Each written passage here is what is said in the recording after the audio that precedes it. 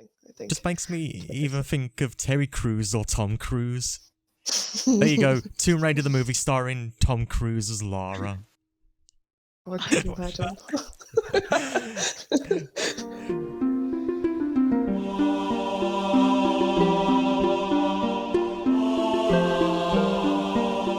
Hello guys, and welcome back to podcast episode 2 of Cal's Gaming Corner podcast. Last time we talked about Super Mario 64 with Jossie and the amazing Scaldy Panda aka Emily, which was a hoot. So this week we're going to be talking about Tomb Raider. And like anything in this podcast, we're just going to share memories of it and look where the future of the Tomb Raider series is going. So, to start us off, I'm going to introduce my guests. We've got the ever lovely dear Britt. Hello. And we've got Thank you for that introduction. No problem. And we've got the ever lovely, literally no socials, Janine, joining us as well, who is another Irish friend of mine, so I'm swapping one Irish lady out for another. You'll have a collection of us soon. Hello. Right, so let's jump straight in. So, for those who don't know, which I'd be surprised if you didn't, Tomb Raider originally started in 1996 and it was an action-adventure video game developed by Core Designs and published by Eidos Interactive. And amazingly, most people remember it on the PlayStation 1, but it first released on the Sega Saturn, so that's going classic very much there. And then it got followed by MS-DOS, if anybody remembers that, and then the PlayStation release. And then after that, it got released for, the Mac OS, the Pocket PC, which I've never heard of, and the N-Gage, the iOS in 2013, and on Android in 2015. So if you happen to have a phone, you'll be able to play a classic on there as well. And I had no idea. I know, I had no idea either. And So funny.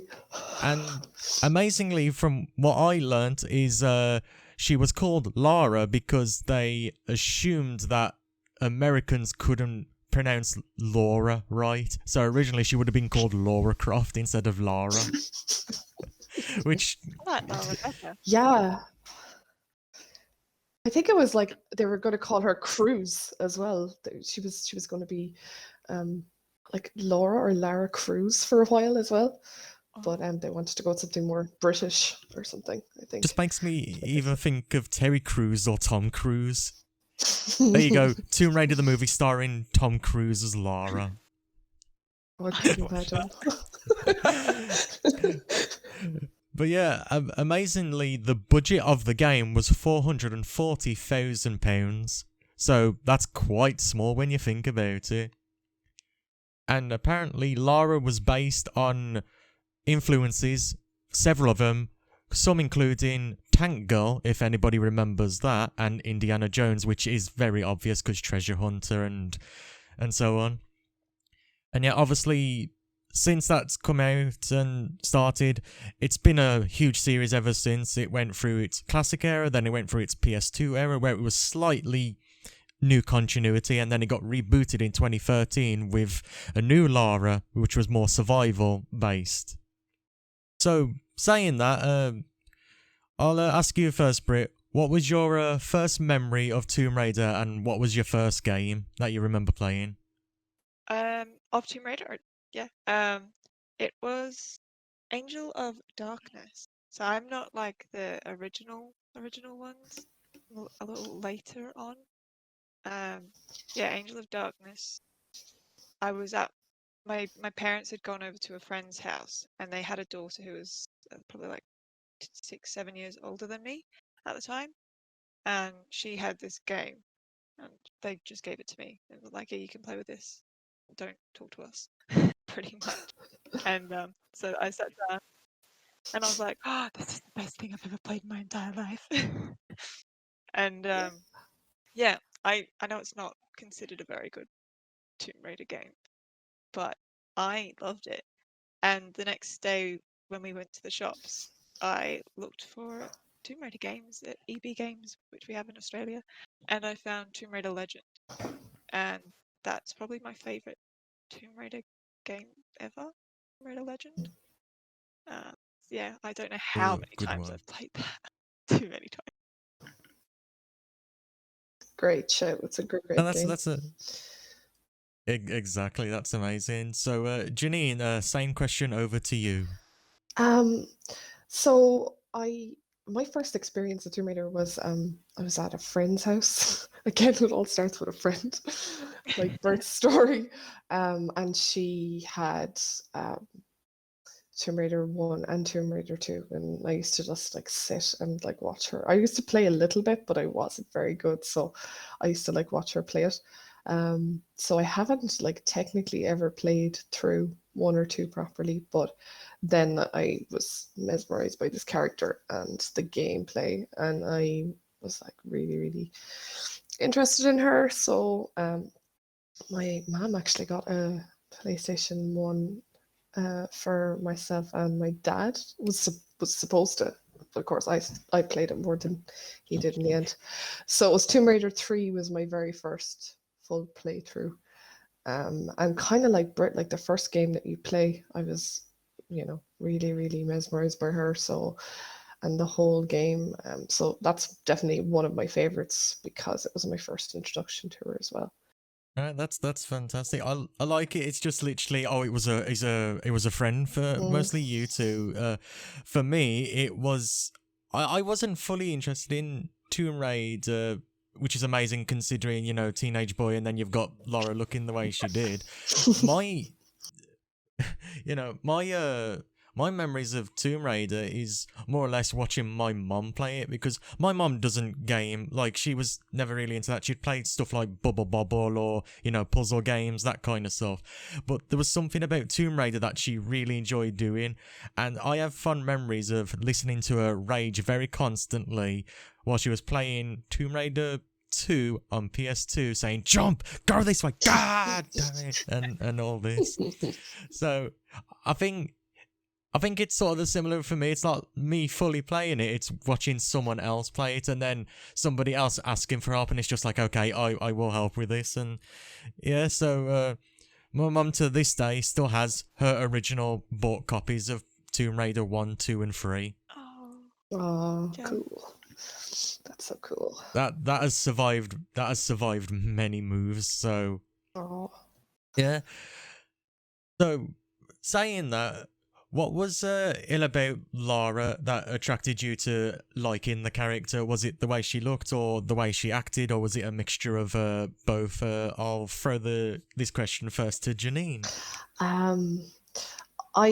Because of the age I was, I think I must have been like 13, 14 when I first saw the game. So it was a couple of years after they were released.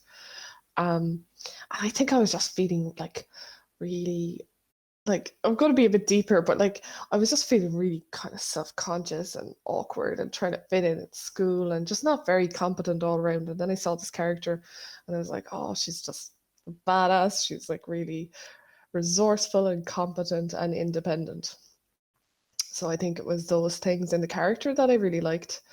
And then as well, I just loved like what playing one of those games could give you, like traveling and exploring and all of that kind of stuff. So I think it was just her capability and the fact that there was, representation was not very good for women in video games up to that point. It wasn't as it's obviously changed now, but yeah, it was like, seeing yourself, in some way in the character is definitely was part of it for me.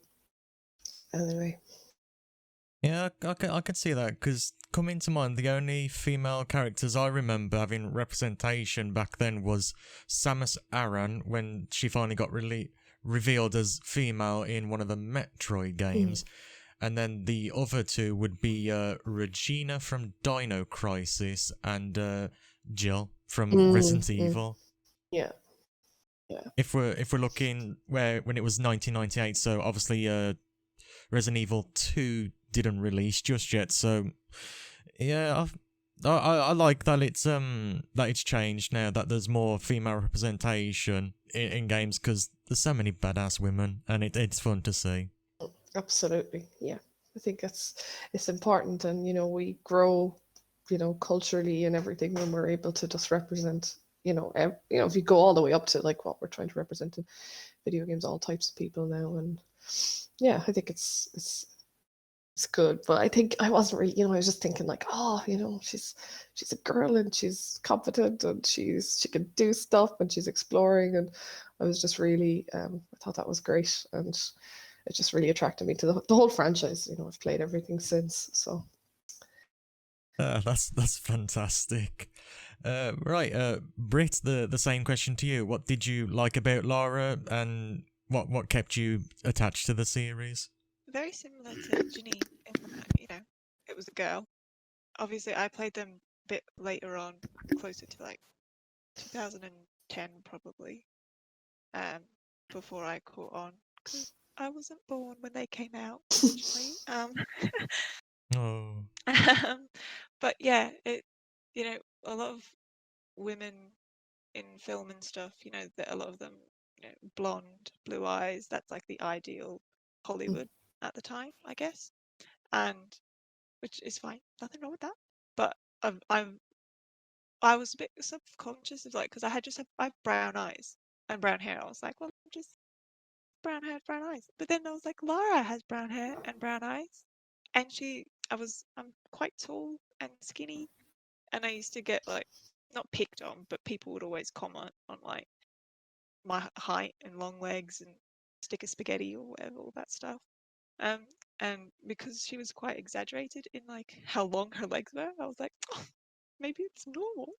I don't know. Yeah, that's very. I sound like an awful person being like, oh, I look like Lara. I don't look like Lara at all. But there were similarities that I could compare to. And, I was always interested in archaeology and stuff like that. Like Indiana Jones, I adored. And for a long time, I wanted to be an archaeologist. And obviously, Lara doing what she does, I just wanted to be her in every way possible. And I don't know, she was very independent, didn't need like a boyfriend or anything like that. She could just go kick butt, do her thing, come home to her nice little house, do her stuff. Yeah. Kick butt. I don't know. Yeah. Yeah. Yeah, I wanted to be an archaeologist as well for a while. Yeah. I was like, I really, really wanted to. I would wanted to yeah, same as. I love how you say her nice little house, and it's like massive house, massive, beautiful house. Just swing off the chandelier. Yes, the nice Croft manor. Yeah, I think it's fun to see video game characters inspire people to feel better about themselves and to do things like, I could see you both as archaeologists, just like, like posting somewhere saying, oh, I found a dinosaur head and it's got a jewel put in its eyeball for some reason. Totally. And then just like I just look on Britt's Twitter at one point or Instagram and just see, I found the lost city of Atlantis. She finally did it. Yay! But that always, I think, like you said, Janine, as we move forward, getting progressively better with representation for everybody in games, as we come to accept each other a lot more, it's nice to see people just feel more comfortable. And I think seeing how games were then and comparing them to now, it's nice to see the progression. Just overall, it's amazing to see to me. But we're saying that we're gonna slightly devolve back to the early 90s, the early 2000s for a second, because as I mentioned, when Tomb Raider 3 came out, believe it or not, there was a rumour that went around that there was a cheat code to basically make Lara naked. Yes. Yeah. Which, amazingly, Britt didn't know about, so I'm like, oh, yeah. Yeah. I had no clue. And dropping the towel, wasn't it? She could drop her towel. I think it was something like that. Like you just do a cheat code and it's like poof, there you go, big smoke, and then there you go. There's triangle boobs naked for There you. you go. Scandalous. Triangle boobs. That always makes me laugh whenever we comment about the early 90s. It's just like triangles. Yeah. And someone did an amazing cosplay where they got like a box and I don't know who, someone put it up actually, and it was like they got a box and like did the proper polygon kind of triangle boobs. But it looked amazing. It was great.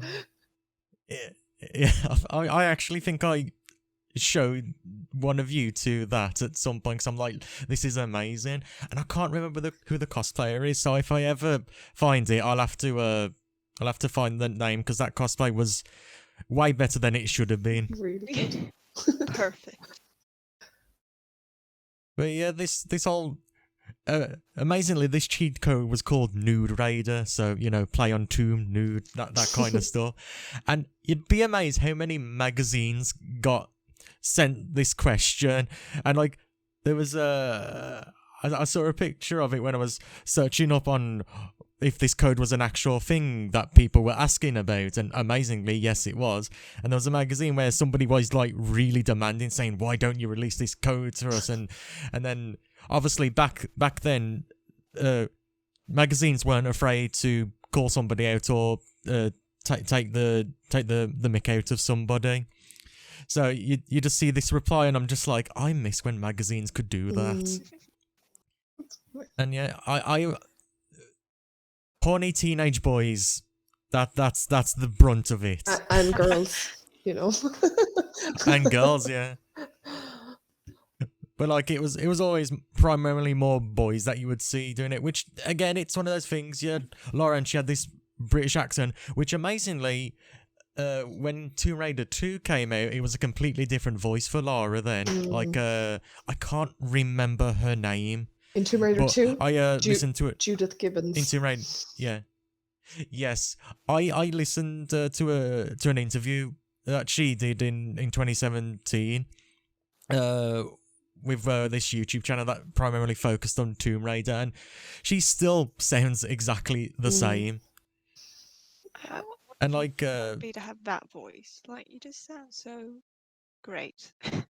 Yeah. Everything sounds good. You just gotta put on that posh British voice saying, "Please come back later, try again." That kind of thing. And or, "You have failed the obstacle course, go back to the beginning and try again." That obstacle course. But yeah, there's been many amazing voices for Lara, and I think each one of them seems to have a fun memory of everything. So yeah, Lara's voice has always sounded the same, but it's always been performed by many different amazing people before the reboot happened. So yeah, so if you want to know what the sales are of the game, let's have a look. At release, Tomb Raider topped the British charts a record 3 times. Not 1, not 2, 3. Yes, Lara. 3 times. Yes. And contributes substantially to the success of the PlayStation. So, on top of Metal Gear, Siphon Filter, Resident Evil, Dino Crisis, Silent Hill, Tomb Raider also helped make the PlayStation more amazing than it already was. We owe so much to And Lara. then Yeah. she's one of the many icons, along with Spyro and Crash Bandicoot as well. Oh man. Good time. Well, I was playing those at the same time, I think. Like I was playing Spyro and Tomb Raider, 2 very different games. Great fun. So good. It's always nice to vary up, yeah. So, looking at it, amazingly, in the previous year, Eidos Interactive, I'm probably pronouncing the whole company name wrong, but I'm trying. Yeah, it's close enough. Had recorded a nearly 2.6 million pre-tax loss dollars of the game. So the success of the game turned this loss into $14.5 million profit. So the game lost some money and then made it back times 10, pretty much. Wow. I had no idea.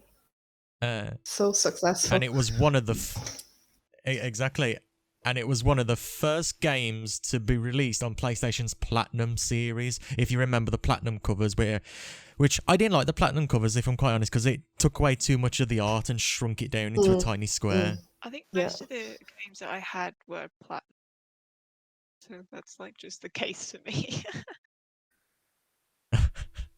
Huh? I mean, you get You what just you played the can best. get, really. Yeah, I was a little late to all that, but well, I still played. Yeah, Counts. Britt playing the proper classics right there that have got platinum on the cover. Yeah. Yeah, and like I think at the very start as well, the team, I think there was only like 5 devs actually worked on the game for the original game, and obviously it made enormous profit.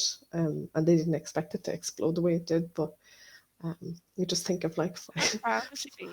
yeah, One of those, and you're like, yeah, I made exactly. Lara Croft. Yeah, and this like tiny little kind of studio at core. I just think that's amazing. When you think about how big it's grown since and how popular it is, and yeah, I think small beginnings, but greatness from small beginnings, as someone else once said. Yep, greatness starts from small beginnings. I'm butchering the quote. We all know we all love Uncharted, which, let's be honest, Uncharted is kind of more of what Tomb Raider eventually became when it rebooted. It felt like we've all seen the art of Lara Croft and Nathan Drake arguing, and then you've just got Indiana Jones in the middle saying, "Calm down, kids." Yeah, of course. But yeah, I think that was also an interesting thing, is when you look at Uncharted after playing Tomb Raider, it's kind of the same thing. You got sort of like male Lara Croft in a way then, but you've got this more jokey attitude instead of this posh British accent. You've got this very American Nolan North screaming. Yeah, he is very different. Yeah. But like I think as well she's got that sassiness though, especially early Lara Croft has a lot of that sassiness and kind of sharpness.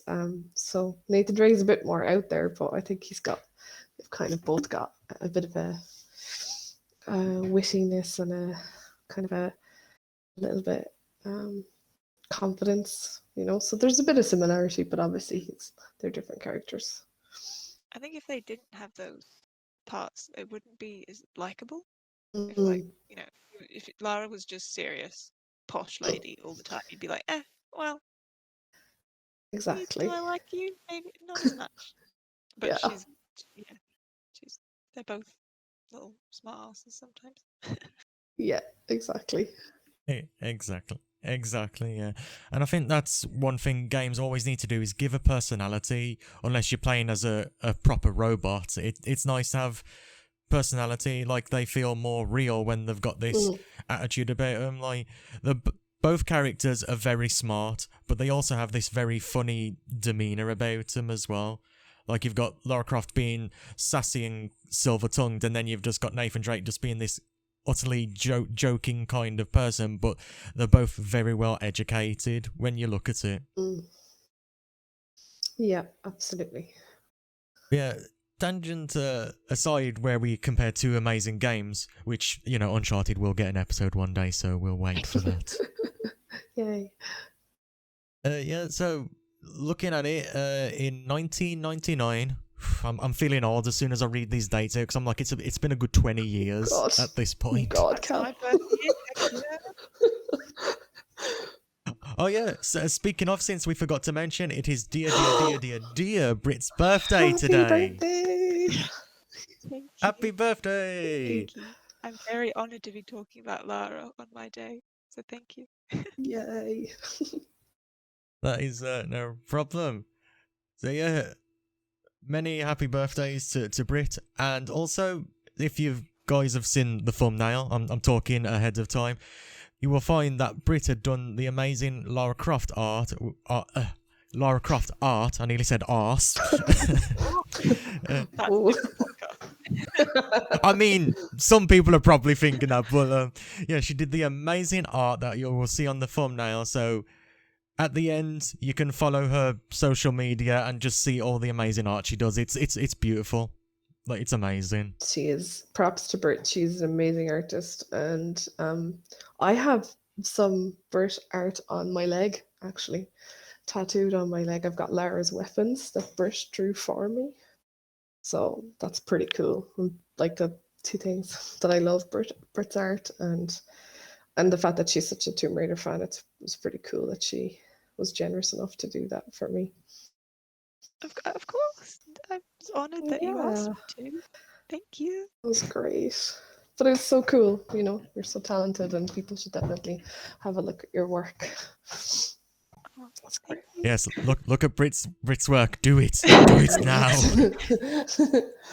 Do it now. Can't see me, but I'm blushing and sweating profusely.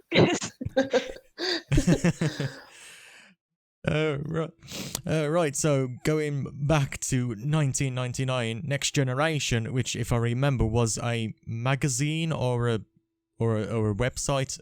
I can't recall, but I think it might have been a website, but it listed Tomb Raider as number 22 on its top 50 games of all time. That needs to be higher. Yeah, I agree. I mean, there's a lot of competition, if we're honest, but commenting that the game had fantastic level design and art direction enabled a real feeling of exploration and accomplishment. I agree. When you played Tomb Raider, you felt like a Tomb Raider. This is true. And in 2001, GameSpot, if everybody remembers browsing GameSpot at one point, which they're still going, which is amazing to see, had listed Tomb Raider on its 15 most influential games of all time, saying it served as a template for many 3D action-adventure games that would follow and help drive the market for 3D accelerator cards for PCs. Yeah. I mean, can't deny that. 100%. In 2004, the official UK PlayStation magazine chose Tomb Raider as the 4th best game of all time. And I think I've actually read that. Yeah, I've actually read like the scans of that, and I think number 1 was Metal Gear Solid. So you would probably agree with that, would you, Cal? You would be like, yeah. Listen, I've got a whole episode. Another tangent. I've got a whole episode planned on Metal Gear Solid, and that's where Em's gonna shine even more because I know she adores that series as much as I do. She does, yeah. 100%. That's going to be a long episode. It's just going to be like about 5 hours long at this point. That's going to be the whole game's length, just talking. You two gushing over the game. Oh god, yeah. But going back to Tomb Raider, since I like to tangent quite a lot, which is a good thing and a bad thing, but saying that the Tomb Raider also won a multitude of Game of the Year awards for leading industry publications.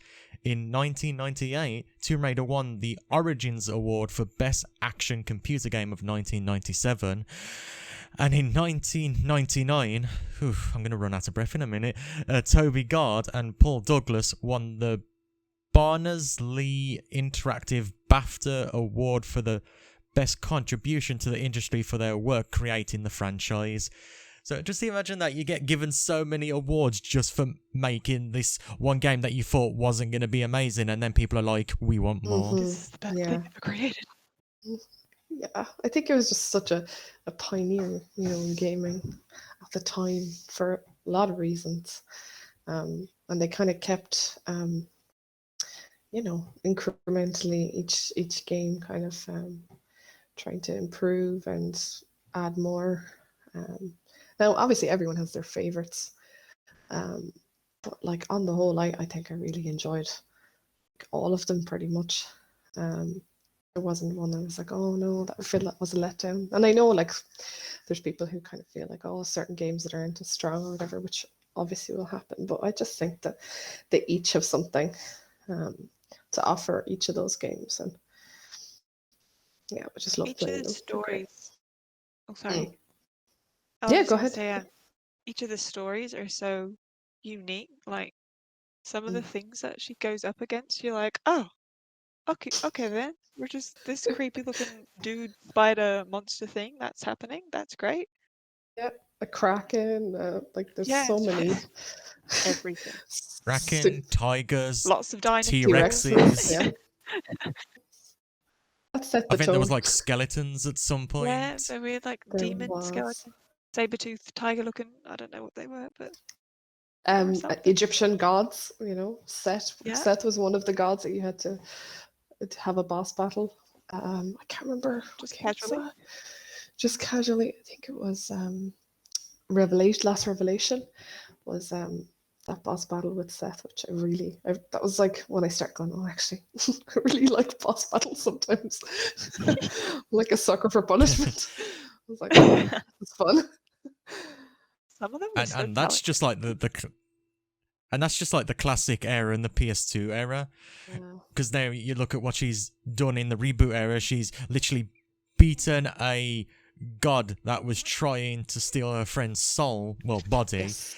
Then she's fought, oh god, she's fought alongside blooming Jesus. And then Shadow of the Tomb Raider, she's literally trying to stop the world falling apart. Yeah. What can Lara not do? We need Lara right now in the world. This is true. Yeah. Everything would be fine. Yep. Agree. Speaking of Lara, I'm sure you both remember the numerous movies that came out that were adapted from the games. We've got the original two called Lara Croft Tomb Raider and the sequel Cradle of Life starring Angelina Jolie, who I think was probably the best actress to use as classic Lara's representation because she looked near enough like her and she got that accent down perfectly, I think. Yeah. She did. Britt, you don't sound Like, sure. anytime I think Well, anytime I think of a classic Lara movie, it's always going to be the one that Angelina Jolie did because I don't know if I recall, both movies were semi-based on one of the games as well. I know the Cradle of Life was a plot point in one of the games. If you can correct me on that. I I recently can't watched remember. them again, like 2 months ago. I watched them again. They were an experience. they were something else. They're what they are meant to be. They're not taking themselves Yeah. too seriously, but I think it's one of those video game movies where I liked they tried to stay as close as they could, but actually make it entertaining. I know in the Cradle of Life, when I was watching it, there was the scene where she rides her motorcycle along the Great Wall of China, I think it is, and I'm just sitting there like, okay, I believe you. This is happening. Sure. It's just like, Just what is just happening? disrespect the monument. Let's just drive across it. You go, Lara. And she does a ramp off the side of it, and I was like, yeah, okay. Yeah. No, I like, they get some criticism, I think, but I did enjoy them. But I do think as well it was for the era as well, the era that they were released in, and as well the fact that they were representing like classic Lara. So like the newer movie with Alicia Vikander is like more true to what the reboot feels like. So that's very different. But equally, I really, really enjoyed that newer movie, and I'm looking forward to them doing another one.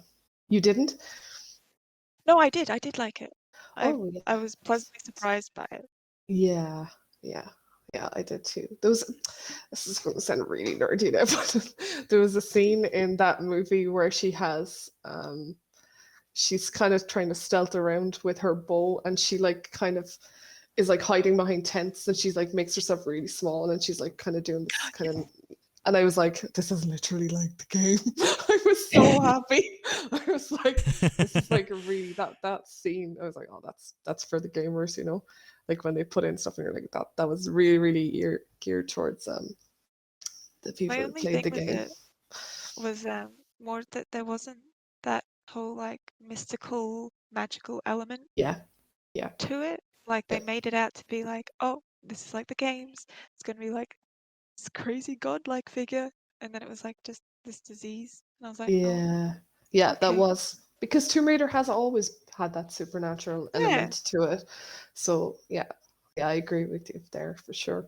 So I'm Definitely. hoping that if they, like, I didn't know if they were going forward with the next films, but they are. I hope they do add that magical, like, just chuck a god in there somewhere for us. That's all we want. Yeah, exactly. Just something like that. For me. I'm sure they will eventually, because yeah, like I said, I liked the 2018 rebooted adaptation movie. Like I think everybody did well on that. It was just a bit weird seeing Matthias not be Matthias, if I'm honest. Yes, definitely. Yeah, that was a bad Like they choice. really changed him Yeah, up. that was I definitely my one criticism of it, that Matthias did not feel at all like the Matthias in the game. No, which I get because Mm. they want to be slightly different to the game, so that it's like, oh, if you've played the game, the movie's going to be different. You're not going to know exactly what's going to happen, but still, it was close. It was, yeah, I don't know. Mhm. But the Yeah. overall feel, I liked it overall. But there's like little things I was like, no. Mm. Yeah, I agree. Yeah, I agree. Yeah.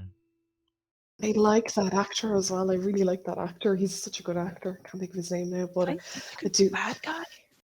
Yeah, he does play. Like, so he played the role very well for what it was, but I just felt like, no, you're not quite right for it. But you know, that's overall. I think we're saying we enjoyed them. Yeah. Yeah. Exactly. And movies were great, but also I think we all got very fond memories of the games as we played the classics and the new. I'm sure every single one of us locked the butler in the freezer. Of course. Poor Winston. Of course. He was just so annoying. He was like on your ass the whole time. You were like, please. He was just like going. I'm He's just coming along going. farting as well. And just like this shake. Wait, he farted? Yeah, he farted. They put it in as a. Gonna find a video of this. Make sure. Gonna do some research. Yeah. But Yeah, no. But saying about that memory, I'm sure both of you played Rise of the Tomb Raiders Lara Croft Manor DLC. Yeah. Yes. Yeah. Blood ties. Oh, that DLC broke my heart so much at the end. It was so good. I'm not gonna spoil it for anybody.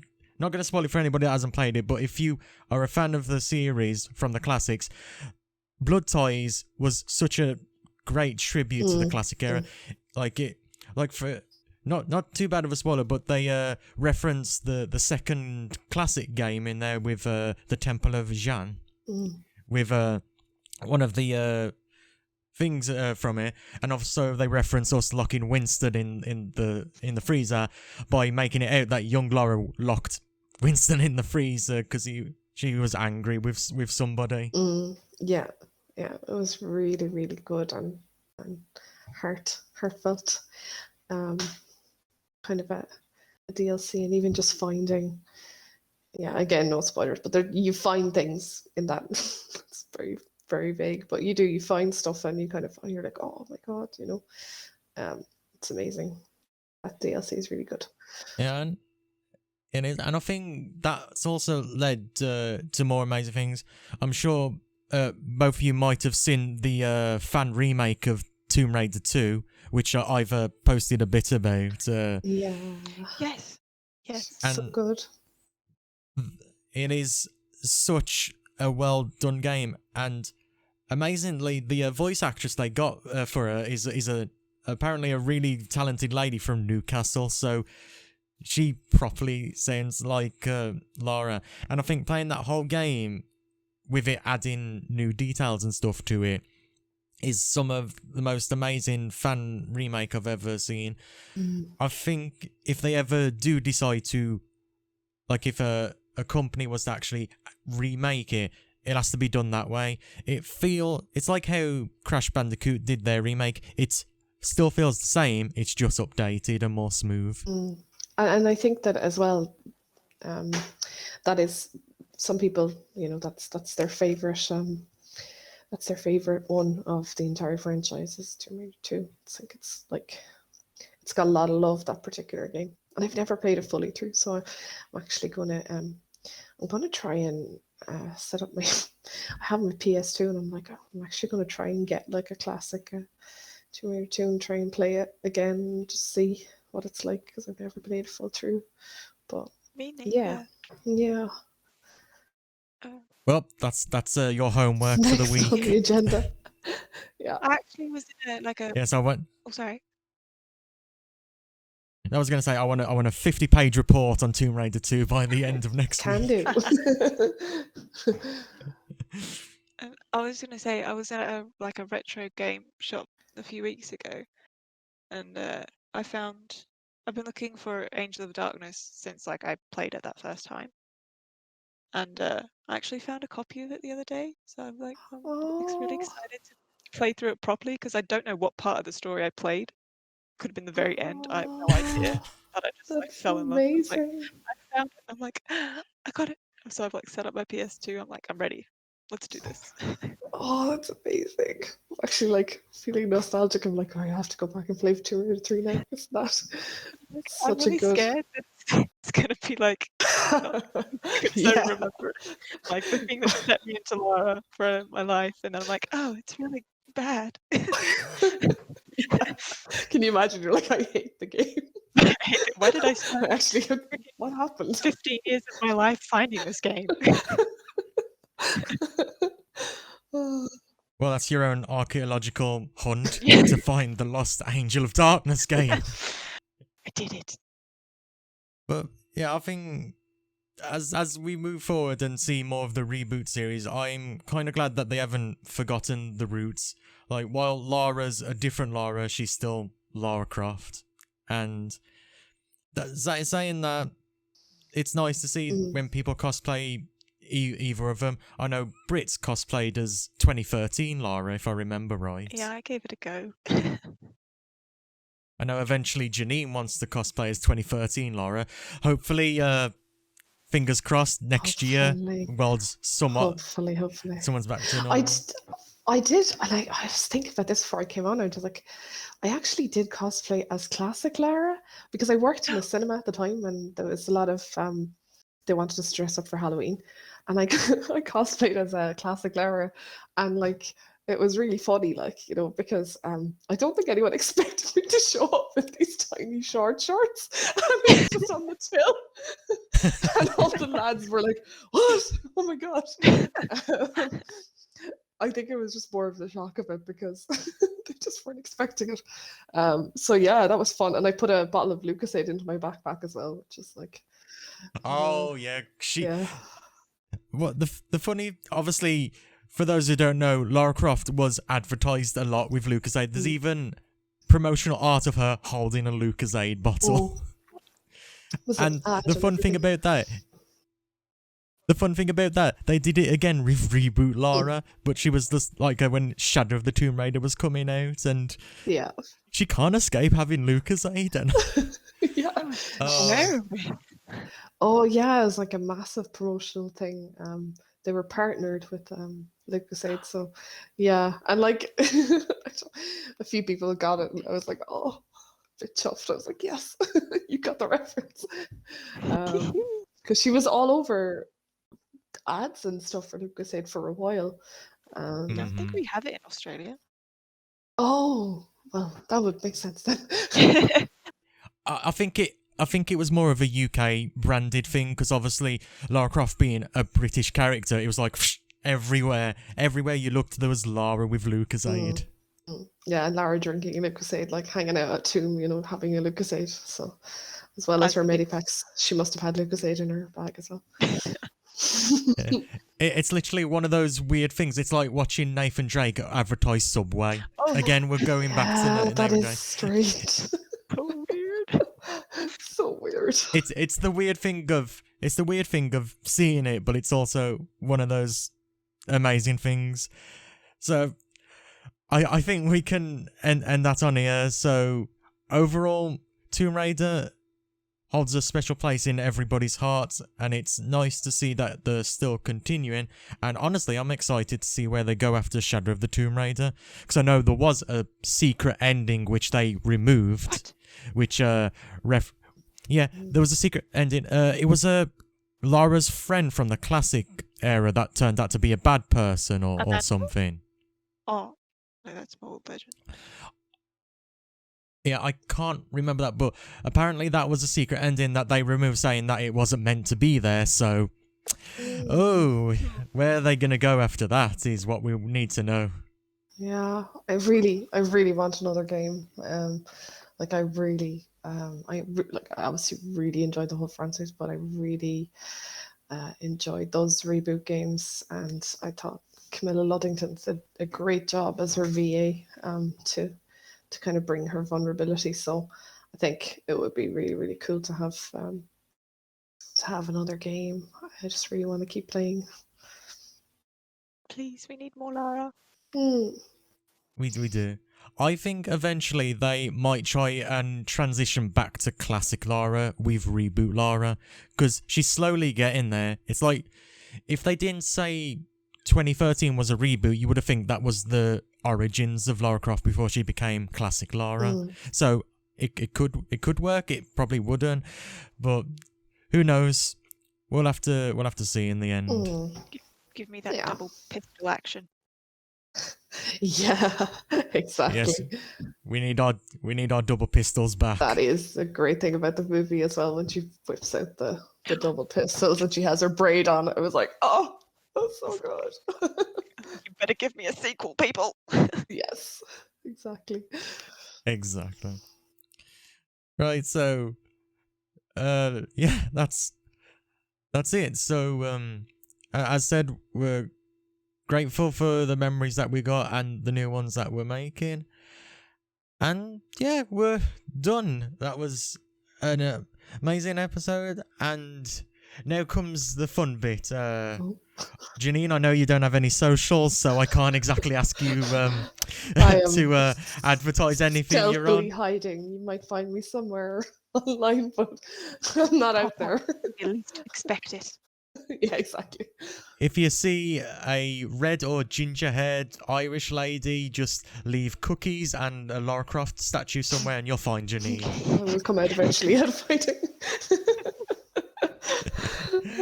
Right, Britt, since you are very social, would you like to share where people can find you?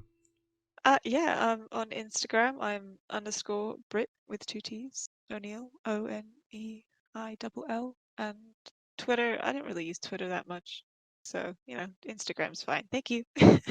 Sorry, I feel bad, saying that. It's fine. With that said, thank you to Janine and dear Britt. I'm gonna keep adding as many dears as I can. Thanks to both of these. Thanks to both of these wonderful ladies for joining me. They're amazing people. And yeah, check out Britt, check out her art, tell her she's amazing, tell her art's amazing, and just be kind. That's the takeaway, just be kind. So yeah, Thank you. we're gonna Thank you. We're gonna end off the episode here, so we will catch you in the next episode. Bye-bye. Bye. Bye.